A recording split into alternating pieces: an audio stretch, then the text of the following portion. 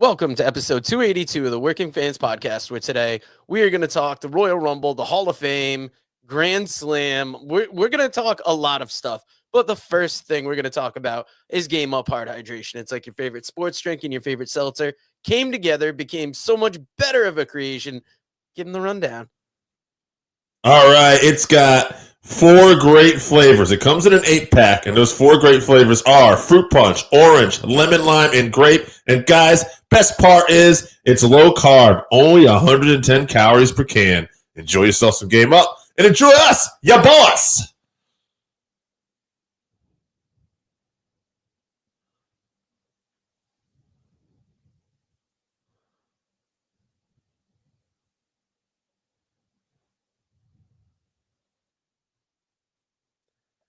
Last night, the Royal Rumble took place, and Dave, we were looking forward to this going in.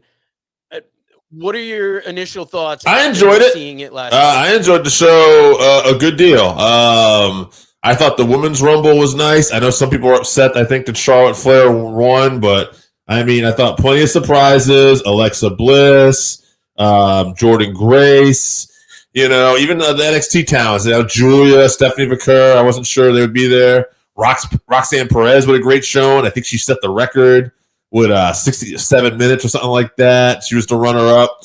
I enjoyed that. I thought the tag title match was a little bit of a lull. I think, unfortunately, the WWE still has some work to do with the perception of tag teams, but I thought by the end of it, they started cooking, and they had the crowd biting. And, of course, that's when the Street Profits came out, and Michael Cole had to explain everything that was going on, which came off a little weird. But that Cody Rhodes and Kevin Owens, I thought was match of the night. I thought they crushed it. Great spots there. They hinted that Cody may be injured afterwards, but then Triple H also said in the press conference there were no major injuries. So I guess we'll see. The Men's Rumble, great to see AJ Styles back. Jacob Fatu looked like a monster. Show Speed, I didn't really care about, but he got killed, so that was kind of cool to watch. And I thought Jey Uso was a nice surprise winning. And I also thought, first off, I thought Jey Uso and John Cena did a great job of building to the end of that. Also, I thought we set up some other potential WrestleMania match. Seth Rollins and Roman Reigns looked like where we were going after this. That was a brutal curb stomp. I hope Roman's all right. Also, Jake Paul getting rid of CM Punk. And CM Punk had already referenced how he didn't like Jake Paul on a thing on SmackDown. So I thought, okay, we're leading to Punk and Jake Paul. So I thought coming out of this Rumble, I thought it was a lot of fun, and I thought we set up a lot of siege for stuff that's probably going to happen at Mania.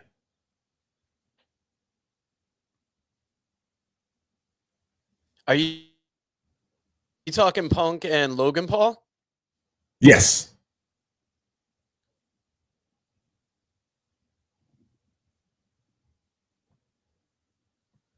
Okay, yeah, that's I saw that lining up. Starting off, the Women's Royal Rumble definitely surprised me. Like, I thought there were a lot more stories going into the men, so I was excited for that. But the women's, kicked off nice. You called it with the Charlotte Flair win, I believe. Yes. I was convinced Nia Jax was going to win it.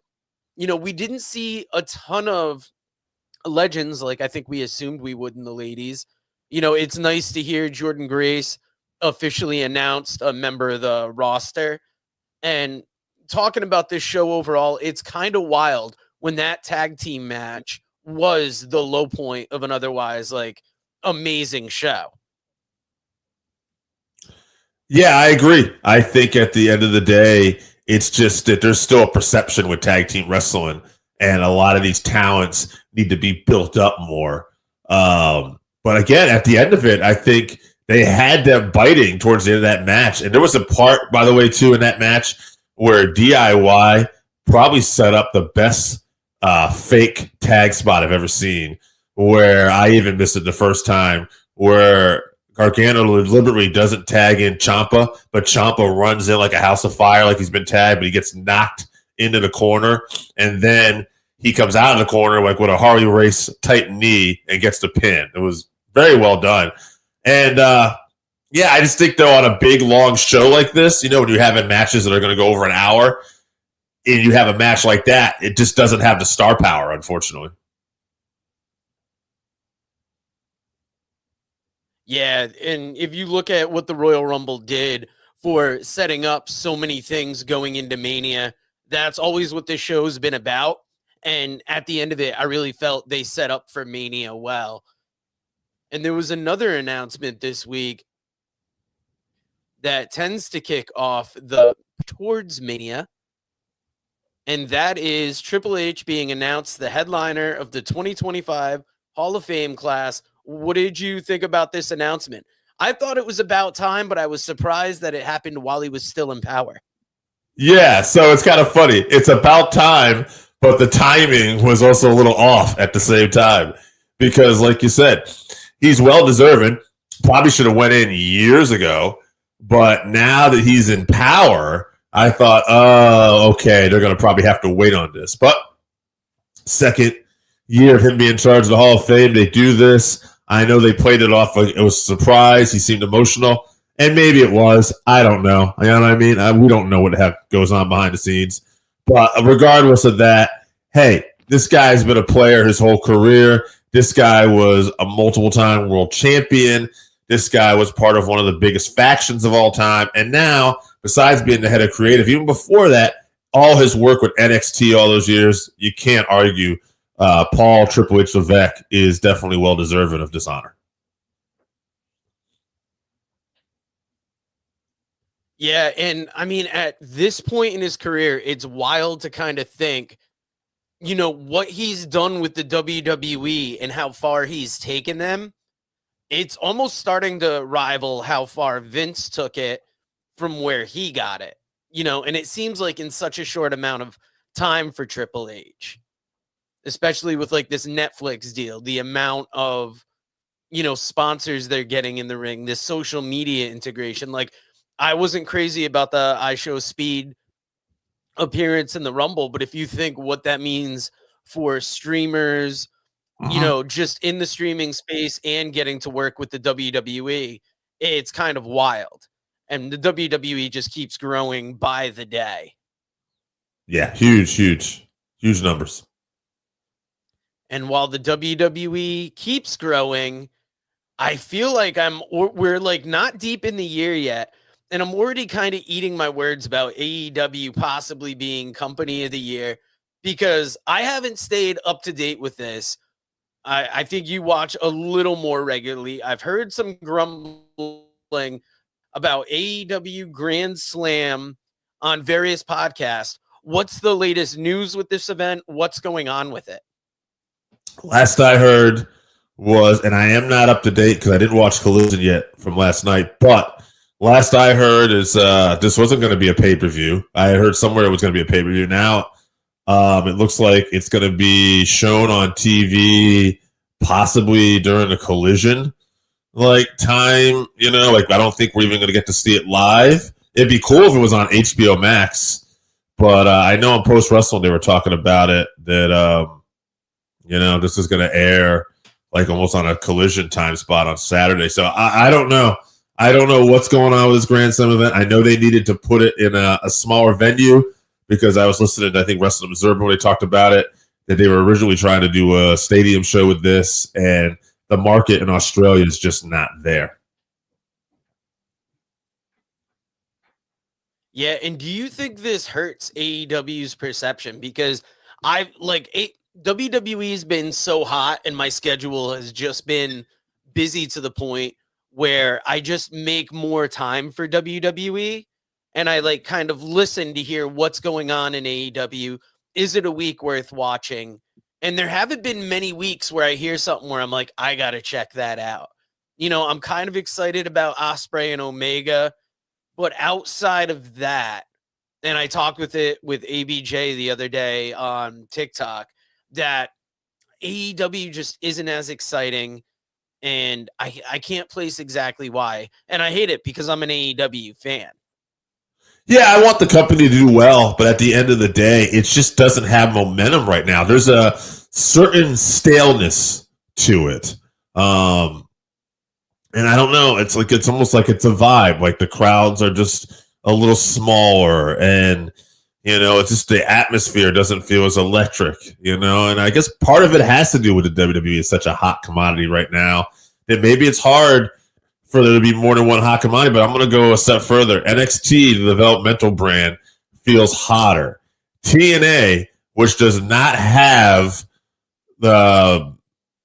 which I'll say doesn't have the same popularity as AEW. AEW's on a national, television market with TNT and TBS, but even they feel a little more buzzworthy at different times, right? Like it's just there's a real lack of buzz in AEW right now, is what I feel. Yeah, and that's what I was telling ABJ because I told him, like, even TNA, they feel hotter. A lot of it's because of that NXT connection. But I would think even before NXT, TNA was turning things around in like just enough a way that like I almost felt more excited about the storylines they were doing over AEW. And it's kind of strange. And I hope that maybe Ospreay and Omega can bring it together for AEW this year. Hopefully the storytelling comes around to a point that I enjoy more. And I got to do my point to watch more often too, because right now I'm kind of complaining about a company that I haven't tuned into in a minute. And this week's comparison, you put it up and I thought it was an interesting one. We've got Bret Hart and Cody Rhodes. Who would you pick in this situation? Bret Hart, one of the best to ever do it. Cody Rhodes, a current, favorite. As I deal with a little bit of static in my microphone here, I would say out of these two, I'm a Bret Hart guy. Bret is one of the best wrestlers of all time. I don't think there's anybody that tells a better story in that ring with the matches he puts on. Like Bret has just a real art form to him. That being said, Cody is a great storyteller. He really plays off emotions. I would even say Cody's a better interviewer. Bret was not like a huge interview guy. He knew how to like get apart his character and everything like that. So, but overall, between these two, I got to go with Bret still. Bret's a bigger legend. Not to say that Cody won't be there someday, but between these two, I'm just more of a Bret Hart guy. Love Cody, but I'm a Bret guy. Yeah, I think I'm going to give the edge to Cody just because he has the in-ring and the ability to talk on the mic like as well as he does. It's hard to say that against Bret, because Bret was so good in the ring. I like how I didn't even realize till now, got a picture of them both with that winged eagle. I hope after last night's Royal Rumble win, we see some kind of new winged eagle coming out. That would be interesting. Or, I hope that wasn't the end of it, just that little run from Saturday night's main event to the Royal Rumble.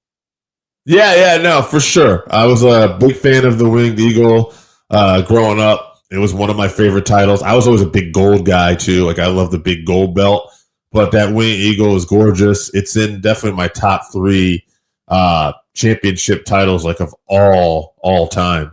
But yeah, will we see more? I don't know. They've kind of almost teased it and used it for like angles, but I hope we do. Yeah, and if you look back in the archives, we have a 5-3, one of our favorite belt designs. So if you want to hear which ones top our lists, but another list that you sent us this week, I wasn't ready for this one. Yes. And that is season 6 of Dark Side of the Ring. There are some very good choices in here as far as actual dark stories. There's some great wrestling stories. And how good is that Tony Atlas episode going to be? I thought about that when I was looking at this morning because, it kind of escaped me. I didn't really look at this list deeply. And then I realized afterwards when we were doing this topic, I just looked over and I'm like, oh, Tony Atlas. I'm like, that's going to be soundbite central. Like, I can't wait to hear just the clips of Tony talking. And I hear Tony laughing. Love me some Tony Atlas.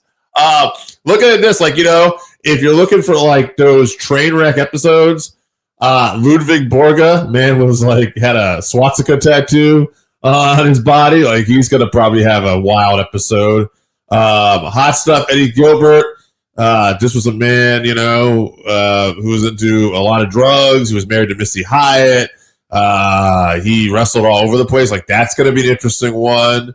Billy Jack Hayes was known for being totally off his rocker towards the end a few years ago. That I don't know. I don't say the end. I don't think he's dead, but he's done a lot of crazy stuff. Daphne will probably be sad. I can always imagine. The original Sheik should be interesting because I don't remember any real.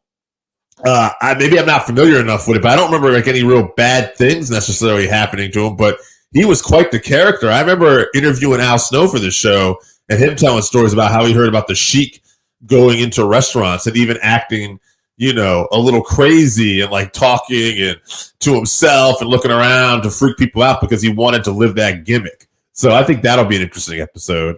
I think all these look really good. I would say the only one that will probably be, I don't want to say be a bad, but kind of like the Hell in a Cell. That's really just got to be about Foley, I would imagine. Because, otherwise it's just a match. It doesn't really, it doesn't add up to me. But everything else looks awesome. Yeah, I'm very excited for this one. I heard Brian R. Solomon, former guest of the show, wrote the book about the Sheik, was consulted for the episode, wasn't interviewed because typically for these, they don't bring in historians to interview. But Vader's going to be a very interesting one, just getting to see, what they have to say about him. Muhammad Hassan, kind of a surprising pick, but interesting.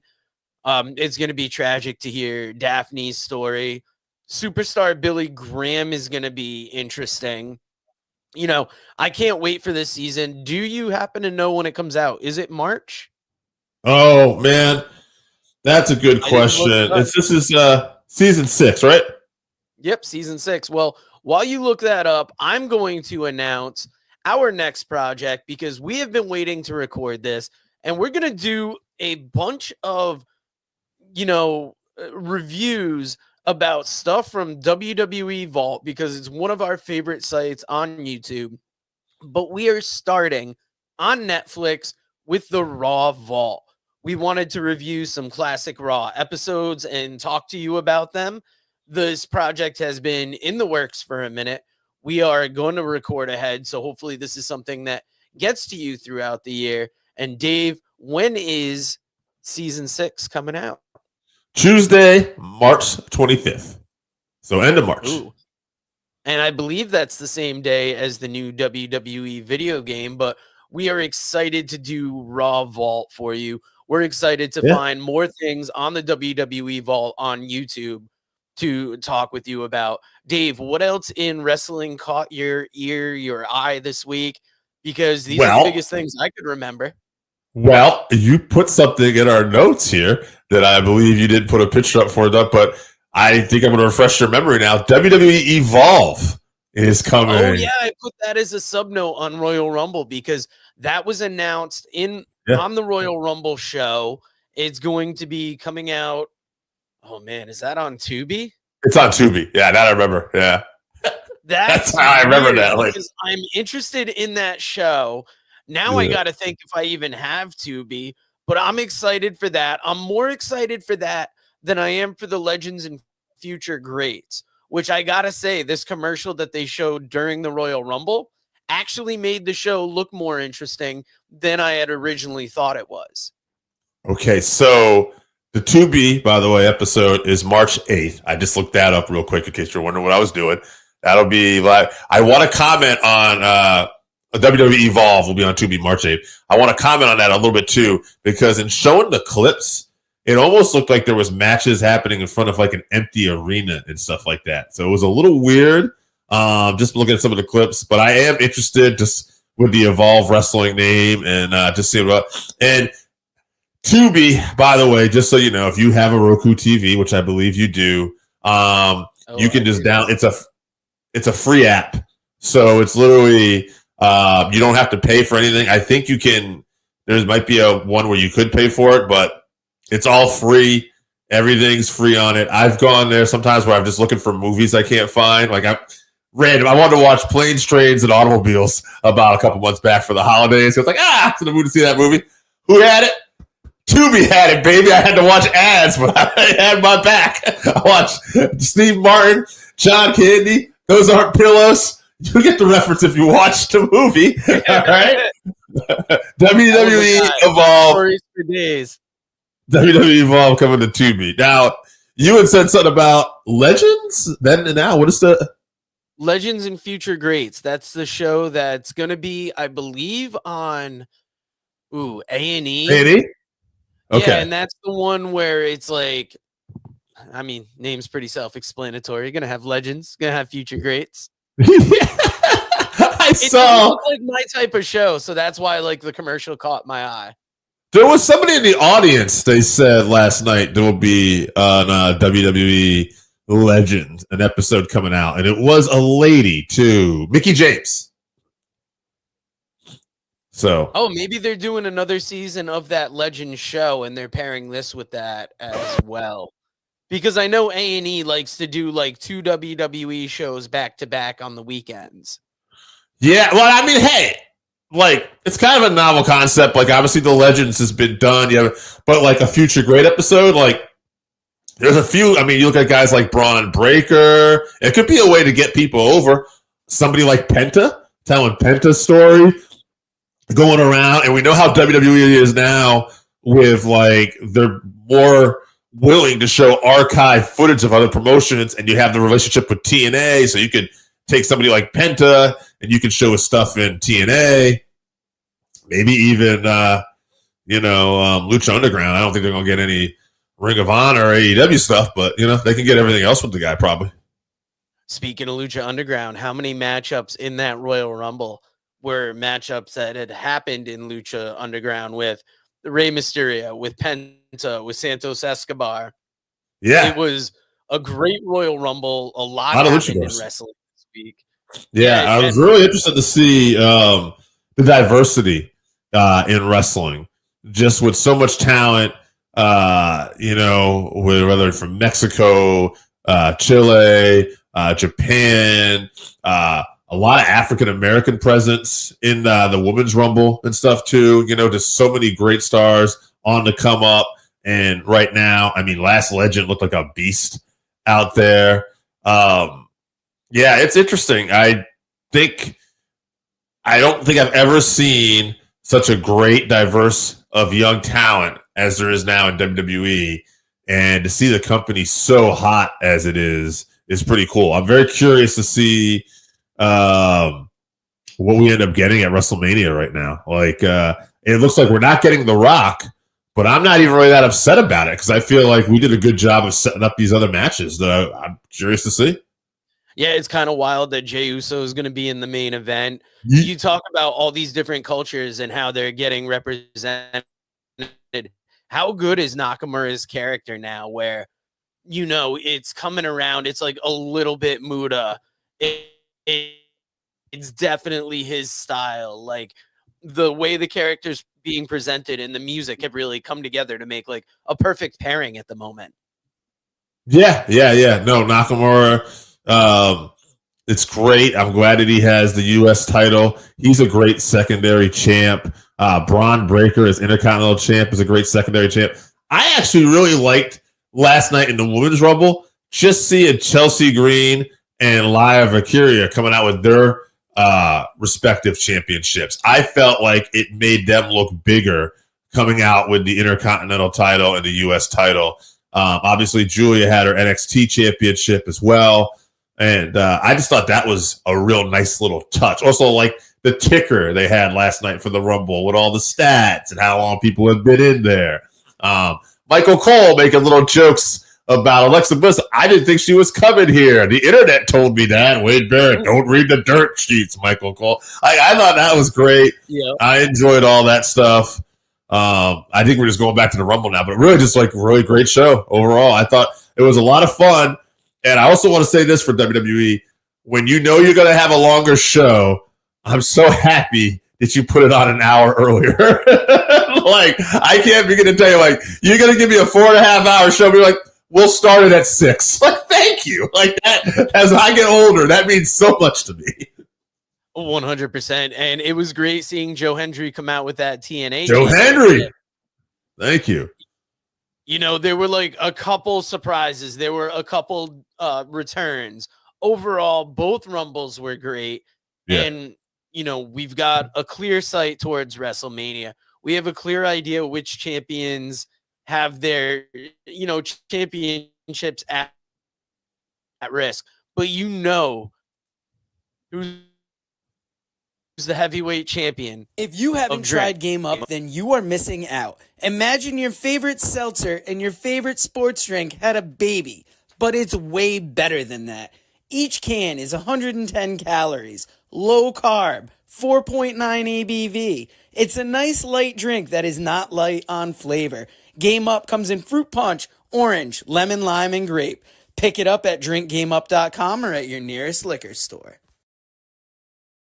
Author Ray Lopez presents Lockup, Professional Wrestling in Our World. Lockup dives headfirst into the colorful world of professional wrestling. Explore the iconic characters, careers, matches, history, and families, and delve into the bizarre and fascinating entwining of professional wrestling and film, television, football, politics, gender, and race. Pre-orders are available now on Amazon.com or at MascotBooks.com. This is the perfect gift for the wrestling fan in your life. Pick up a copy today on Amazon.com or at MascotBooks.com. Read about the Northern Wrestling Federation in the book presented by Russellville.com, The Pro Wrestling Vault, Volume 2.